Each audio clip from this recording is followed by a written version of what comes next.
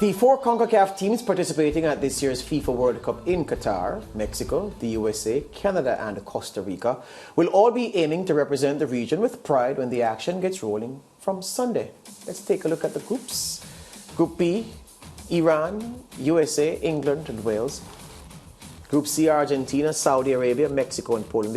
These of course are four groups with CONCACAF representation. Group E, Spain, Costa Rica, Germany and Japan. And Group F has Belgium, Canada, Morocco and Croatia. Now Mexico are the only team of the four to have consistently appeared at the FIFA World Cup since 1994. The USA famously missed out in Russia in 2018, says my producer famously. That was their first absence in almost 3 decades. Canada will be heading to their first World Cup since 1986, the Maradona World Cup, while Costa Rica will be looking to replicate their historic run in 2014 when they reached the quarterfinals for the first time in their history. Nick Blackman, the outstanding Bayesian, joins us now to look at the potential of the four teams. Nick, welcome back to the SportsMax Zone. Hi, thank you. Good evening. Haven't seen you so long, you got a new hairstyle. Yeah, I give something new a try. Excellent, my friend. All right, let's get right into it. Let's start at the top with the most successful CONCACAF team, after all, the one that has looked most likely to cut through of all the teams from this region and really shake up the established order at World Cups. Let's start with Mexico. I thought in qualifying that they didn't look as potent as we've seen Mexican teams in the past. And I think that this has been a relatively poor cycle for Mexican footballers where if you compare them to teams of the past which were filled with stars, some big names in world football, not the case this term. But they are at the World Cup. They have a unified team. What do you make of their chances? Yeah, I think as you stated well there, that they used to have a lot of stars. We're so notably seeing the older Mexican teams have big world stars. But as you can see, they've gone for a more unified look. We only have Jimenez playing for Wolves currently in the Premier League. So in terms of European experience, there's a couple more there. But it tends to be a lot more younger players based. And I think they're going for a real unified, hard, dogged and tough to beat team. When you look at teams of the past, and again you have to use the past to frame the future, Nick. In the past, Mexico had the likes of Carlos Hermosillo, Luis Hernandez, the bleach blonde striker, Chicharito. You had Jared Borghetti, who scored that famous header against Italy. When you look at the forward line for this Mexico team, Chicharito, of course, who plays in the MLS, was overlooked. And the three out-and-out strikers that will be representing Mexico are no real great shakes, leading me to ask you the question, Mr. Expert, where will the goals come from in this Mexico team? Yeah, as you can see, there's not really the proven goal scorer at the highest level, but I don't think there's a better stage for somebody to really go and make a name for themselves. And, you know, stars are born in this tournament, as you saw with James Rodriguez just a couple of World Cups ago. He really made a name and burst onto the scene. So I'm thinking Mexico will be looking for something similar from one of their forwards. Yeah. Mexico, they opened their campaign on Tuesday against Poland. An easy win for them? No, definitely not. Poland obviously have Mr. Lewandowski in their team, so he'll be trying to write a different script. But it's going to be a very difficult game. I'm going to go for a Poland 1-0 win. Yeah, and you know, Sergio Aguero, in an interview where he was asked, of course, about the World Cup because he has to look on from the sidelines, he says that he believes that Mexico will have one of their best showings against Argentina because when they come up against the big teams, we see the best of them. Do you agree or disagree with him?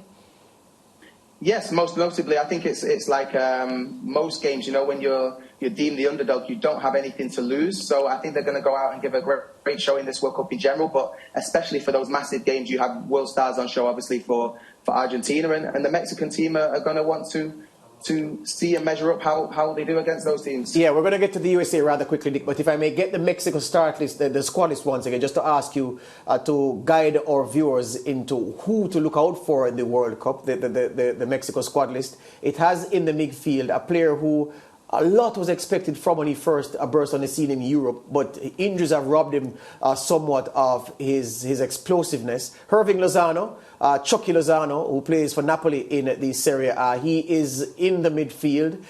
Nothing much up front, as we've agreed. Funes Mori, a name from Everton in the Premier League. And in defence, not big names there. So would you advise someone who doesn't quite know this Mexican team to look for Lozano because you expect him to be the best player in this selection?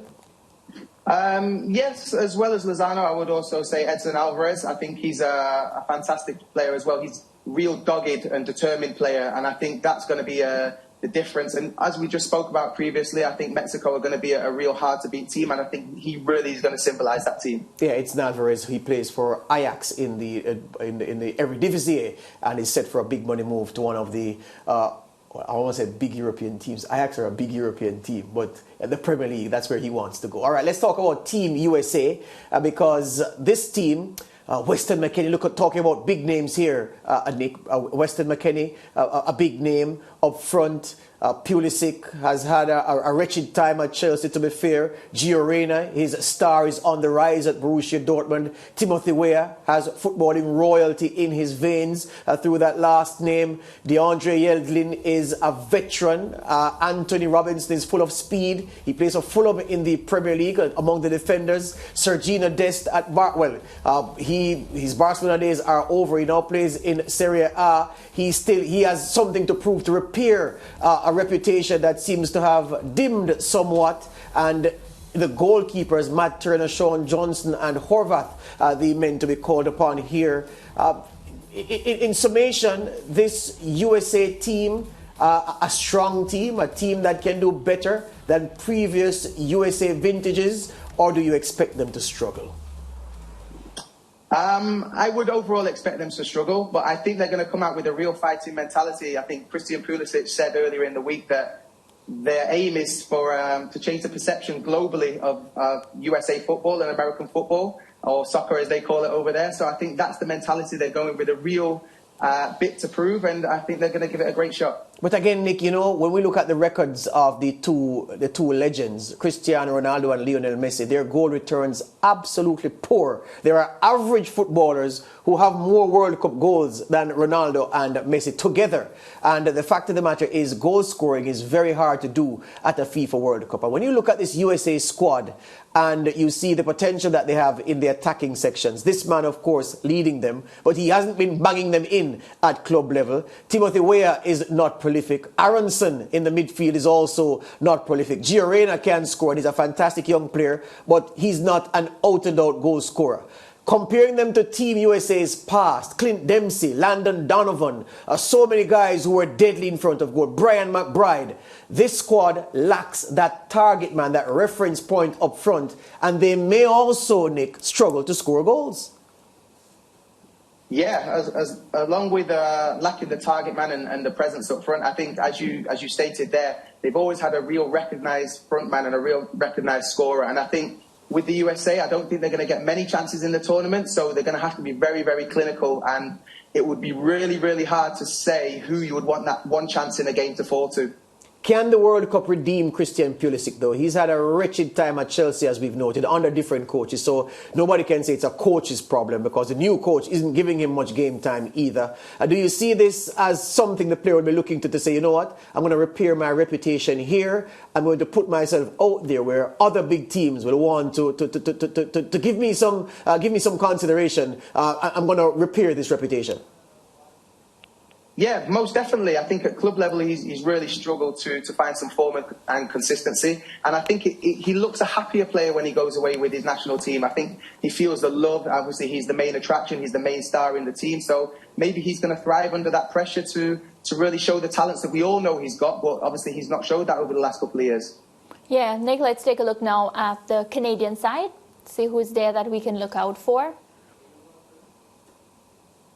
All right, so for Canada, goalkeepers Milan Borjan, Dwayne Sinclair, James Pontimus, defenders Stephen Vittoria, Alistair Johnson, Richie Laria, Kamal Miller. We have Sam Adekugbe, Derek Cornelius in the midfield. Atiba Hutchinson, he's been with the team since 1986, so that's one that I want to talk about. Jonathan Osorio, Stephen Eustaquio, Liam Fraser, Samuel Piette, Mark Anthony Kaye, Ismail Kone, David Witherspoon, and for the forwards, Alfonso Davies, Jonathan David, Kyle Larin, Ike Ugbo, Lucas Cavallini, and Tajon Buchanan, Junior Hoylett, and Liam Millar. So this is a team that made their first appearance at the World Cup in 1986. Do you see anything different from the squad this time around? Well, I wasn't alive to see their first squad around in 86, but in terms of... Me neither. But in terms of experience, obviously they've got one of the youngest teams, most inexperienced teams. So they're going for the youthful, energetic game, and obviously that involves a lot of running and a lot of high pressing, and I think that's what we're going to expect to see, a lot of energy from this Canadian team. Bayern Munich's Alphonso Davies, is he one to watch out for? Do you think we're going to see him shine on this stage? Most definitely. I think, as we just stated there's a lot of young players there, so they're going to be looking to him. Obviously, he's very, very young, but he's been there and done that at world stage level. He knows he's played at the biggest games in club football, so he's definitely going to be a player that you would look to thrive in this situation, as he's been there many a time. When you look at the attacking potential in this Canadian team, Nick, the likes of Davis, Buchanan, who plays in the Bundesliga, of course, Jonathan David, it's clear that of all the Concacaf teams, Canada has the sharpest cutting edge. Goal scoring shouldn't be a problem for them. No, goal scoring shouldn't be a problem. As you've seen in the qualifications, they've created a lot of chances. They've got a lot of exciting young forwards as well. They've got another player who I know quite well in Junior Hoylett, and I think he's a fantastic player. He's got great Premier League experience, and I think he's going to be very exciting to watch as well. So, yeah, I think in terms of creating opportunities, I don't think they're going to struggle. It's going to, again, be similar to the USA. Have they got that main man who, if they get that one chance or two chances of a game, are they going to be able to stick them away? Yeah, Jonathan David will tell you that he's that man based on his record in European football over the past few seasons. It's a tough group they're in, though. The Belgians are among many people's 4 or 5 top teams, most favoured teams to win this World Cup. Croatia can only play well given the quality of the players they have, from goalkeeper to central striker. Morocco will want to do Africa proud. So it is a stacked field, Nick. Is Canada capable of being one of the 2 teams to emerge from this group? I think they have a decent chance. I think it's going to be a very, very, very tight group. Obviously, it's going to depend on the first couple of games. I think if Canada can get off to a good start and build up some momentum, obviously they've got a really young, youthful side. I think they're going to go into the tournament fearless. So I think if they can get a win in their first game or a positive result in their first game, I think they can really kick on from there. Quickly, we're almost out of time. Costa Rica underwhelmed in CONCACAF qualifying. Only got through, I think, because the group was so poor with so many teams with so much trouble, so many ordinary teams. I still see Joel Campbell playing of Costa Rica. I still see Brian Ruiz, who probably Brian Ruiz is older than me and you, Nick, and he's still playing for Costa Rica. I see nothing to excite me about this team beyond the fact of their world-class goalkeeper, Keylor Navas. Are you expecting Costa Rica to fare the worst of the 4 CONCACAF teams? I'm going to say no. I'm going to say no just purely because they've got a little bit more experience. Obviously, they've got Campbell, who's played at the highest level. They've got Brian Ruiz, who's obviously, he's been there and done it as a veteran. They've also got Oviedo, who has Premier League experience. So they've got some players there to really stand them in good stead. And maybe they're not going to play the best football out of the CONCACAF nation teams, but I think they have good experience and they might be able to battle their way through. Nick Blackman says the know-how of Costa Rica will make up for their lack of quality, and he could very well be right. Nick, thank you for your time. As usual, all the best. Yes, thank you very much. Good. Break time here on the SportsMax Zone. Interactive after these.